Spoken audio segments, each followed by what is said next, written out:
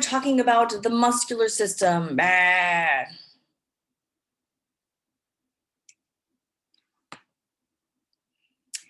Okay, if you remember back to the first video that I made, there are 3 types of muscle. There is skeletal muscle, which you see here, smooth muscle, and cardiac muscle. Let's start with skeletal muscle. Skeletal muscle is called skeletal muscle because it is responsible for moving your body parts.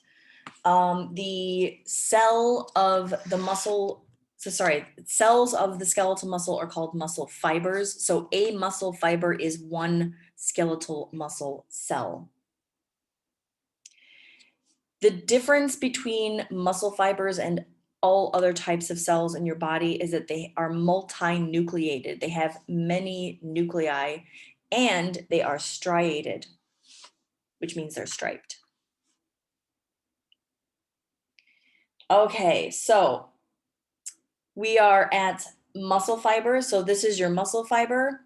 Muscle fibers are grouped together in groups called fascicles, and fascicles come together to form your muscle. So if you think about one muscle and fascicle, so if you've ever eaten chicken and you notice sometimes the chicken is stringy and you can pull out like one little string, that is a fascicle. Muscle fibers, you can't see, they're too small. And don't forget skeletal muscle, these are voluntary muscles. You consciously control them. We'll get into the structure of a muscle fiber later.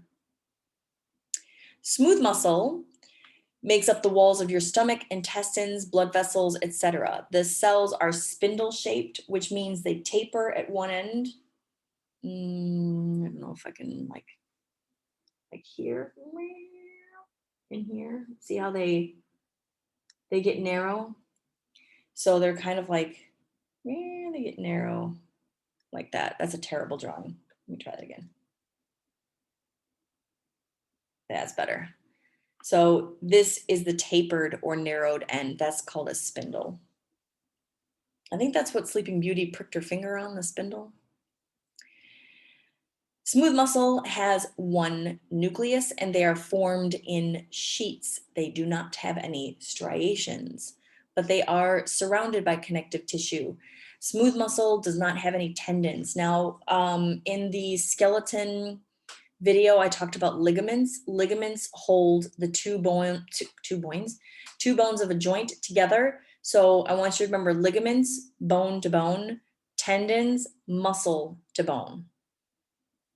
If you can actually, at the moment, you can feel at the back of your heel, right above your heel, there's like a really tight, strong cord. This is your Achilles tendon. This is what attaches your calf muscle called the gastrocnemius, the muscle at the back of your lower leg. It attaches that muscle to your heel. And it's really, really tight. So that's a tendon, muscle to bone.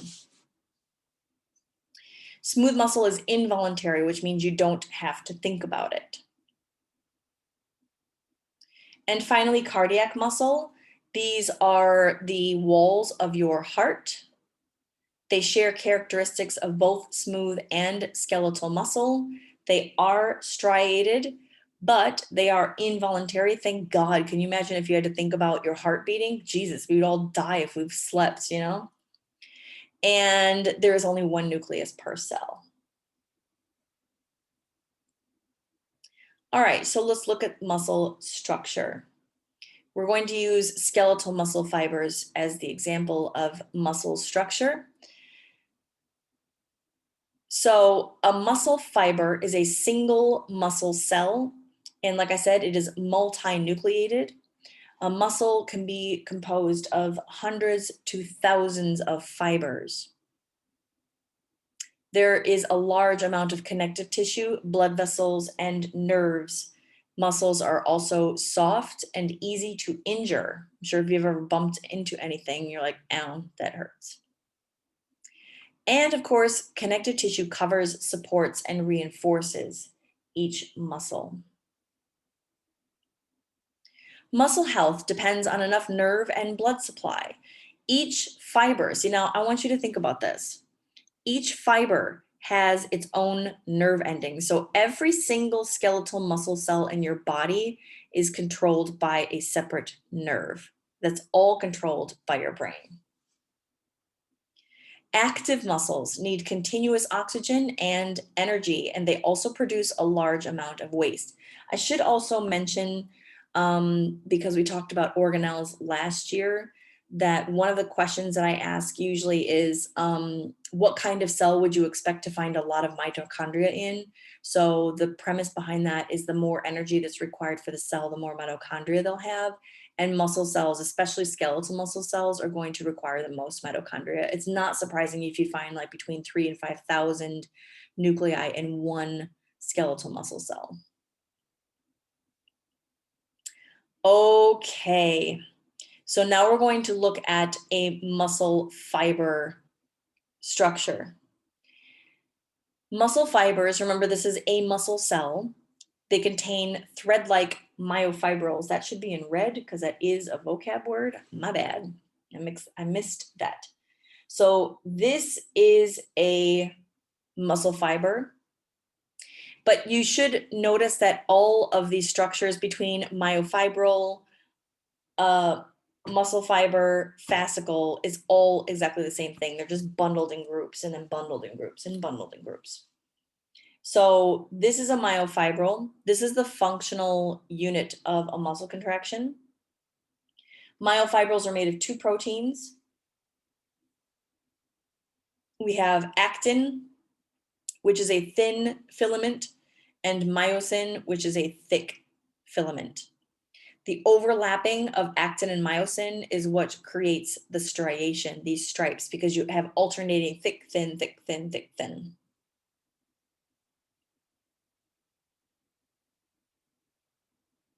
Actin is anchored at endpoints in the myofibril called the Z line. Sorry, I'm not going to say Z. I am American. Okay, so Z line to Z line. This is where the actin is anchored. And from Z line to Z line is called a sarcomere. And this is where you look at the functional contraction of a muscle. And sarcomeres are lined up end to end. So you can see that here is a sarcomere, sarcomere, sarcomere, sarcomere, sarcomere, like that. So how does muscle contraction work? Here you see the actin and myosin on the right-hand side. I'm sure it's a video or animation or something. The myosin heads are going to attach here. The myosin heads are going to attach to the actin and pull it. You're going to release, attach, pull. So why muscle contraction requires energy is that, I'll start here again. So this is actin. My fingers are the myosin heads. They're going to attach and pull. In order to detach the myosin heads, that's where energy is required. And then attach, pull. Energy, detach, attach, pull. Energy, detach, attach, pull. So you imagine this happening in the sarcomere, and I've got some animations to show you, but basically here's the actin, and then it's like gets pulled, pulled, pulled. And that's how a muscle contracts. So the sarcomere is the functional unit that we look at to see how the muscle contraction works. Remember, it's from Z line to Z line. The actin and myosin interact to shorten the sarcomere. The myosin has these oval-shaped heads, and the actin, you can see, looks like a string of twisted beads there. So you see how it attaches and it pulls the actin closer. And you have that on both sides because actin is anchored on both sides. So pretend like my hands are the Z lines, my fingers are the actin, put that away. So it contracts, contracts, contracts like that.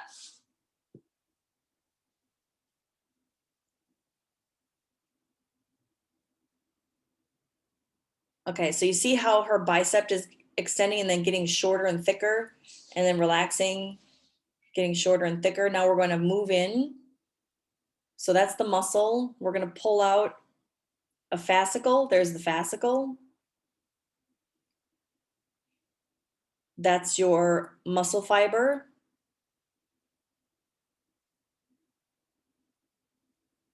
See how there's many nuclei per one muscle fiber? So this is one muscle cell. There's your striations. And then finally, in a minute, we're going to see them pull out a myofibril. There are your Z lines.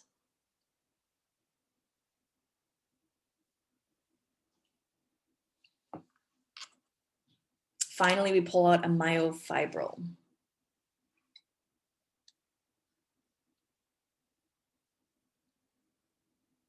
So those little round discs that you see in there, those are the Z lines.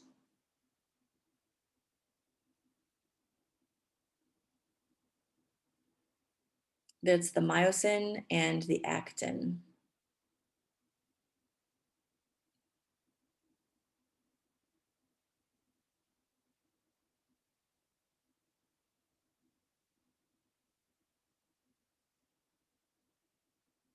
All right, so we zoom in, and we've got the myosin heads that are going to attach and pull on the actin filament. And like I said, in order to detach from the actin filament, that is where ATP is required. If you don't have any ATP, if you don't have any more energy, that's when you get cramps. I'm sure we've all done some kind of exercise where in the middle of it you get a cramp. That is muscle fatigue. That is when your myosin heads don't have the energy to detach and the muscle is in a contracted state. Okay, so here they're going to show you as you contract the muscle, what happens to the actin and myosin.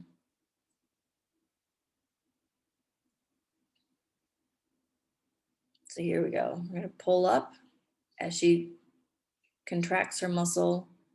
You can see how it shortens. So imagine all of the sarcomeres in each myofibril, in each muscle fiber, in each fascicle of that muscle is doing this at the same time. That's why in the bottom right-hand corner, you see her muscle gets really short and fat because of this. Okay, now they're going to show you why energy is required. See? ATP to release the head. And of course, when we use ATP, we form ADP. And that relaxes the head, which is then able to go and reattach to a different point on the actin molecule. I think we get it. Okay, so like I said, this requires ATP just to release the head. There you see another explanation of how the head is released. So without ATP, myosin would remain attached to the actin and the muscle would be permanently contracted. Muscle contraction is all or nothing. The muscle fibers either contract or they remain relaxed. Now you might think, okay, well, I don't like Hulk it out every time I need to like push a pencil around. That is because the force of contraction is determined by how many fibers are stimulated. So the difference between holding a pen or holding a brick is not on how far it contracts, but how many fibers are actually contracting at the same time. The more force that's required, the more muscle fibers will contract. Right, so that's what I was mentioning before, the Achilles tendon. Muscles attach to the periosteum directly, I guess supposed to be, or indirectly, by tendons. If you move your wrist, maybe not there, in the hand is easy. You see that? Those are tendons.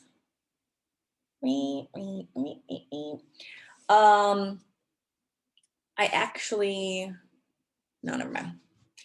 So you can look at your own body and kind of suss out what these things are. So all of these weird things that you can see moving around in my old hand, those are tendons. And like I said, the Achilles tendon is what keeps your heel attached to the bottom of your leg. Now, muscles have an origin and insertion. The origin is where the muscle attaches to the bone that's not going to move, and the insertion is where the muscle attaches to the bone that's going to move. This completely works like a lever pulley system. where it pulls. So when you contract, the bicep is attached to the bone in your shoulder called the scapula, and it goes across your elbow joint to one of the bones in your lower arm. Oh, my dog. So when you contract, it pulls. So imagine a string that's attached to your shoulder, goes across your elbow to this arm. So when you pull on that string, you pull your arm up. But muscles are also antagonistic, which means they work in pairs and they work oppositely. So just because you relax your bicep doesn't mean that your arm extends. What happens is your tricep, which is the bottom muscle of your arm, that works as well. So your bicep and your tricep work in coordination with each other. So when you flex your arm, your bicep contracts, remember the string that pulls it up, and your tricep relaxes. But when you want to straighten your arm, the opposite's going to happen. Your bicep is going to relax. Your tricep, which is attached to the back of your scapula, your shoulder blade, it's attached to the back. It across your elbow to the bottom bone in your lower arm, and it's going to act like a string to pull because this is going to contract. Right? So flex, extend, flex, extend. They work in pairs, and it's called antagonistic because they work in opposite ways. So here, this is your bicep muscle. It attaches to the inside of your scapula, which is your shoulder blade. And the insertion is across your elbow. Like I said, muscles are antagonistic. They're arranged in opposing pairs. The flexor is the muscle that bends the joint. So in this case, for your arm, the bicep is the flexor. That's why we say we flex. We flex, bruh. You flex. So that bends the joint. And the extensor in this case would be your tricep that extends the joint. For your leg, you have the hamstring, which is the muscle at the back of your upper leg. That is what flexes and pulls your knee upward. And you have the extensor, which is your quadricep, which is the front part of your thigh that extends the joint.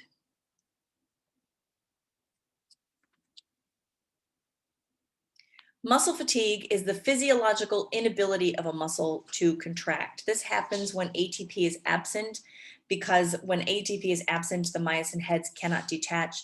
Therefore, the muscle cannot contract any more than it already is. A different problem for muscles is oxygen debt. We learned about this in cellular respiration last year when I talked about fermentation. When you run out of oxygen, your muscles can no longer use aerobic respiration to produce ATP. It has to switch to lactic acid fermentation. Lactic acid is a metabolic waste that's produced by your muscle cells, and it results in muscle soreness. So if you've ever worked out like hardcore and then the next day you wake up and you're really sore, that is because your body the day before switched to lactic acid fermentation. You have a buildup of lactic acid. That soreness will continue until all of the metabolic waste is removed or converted.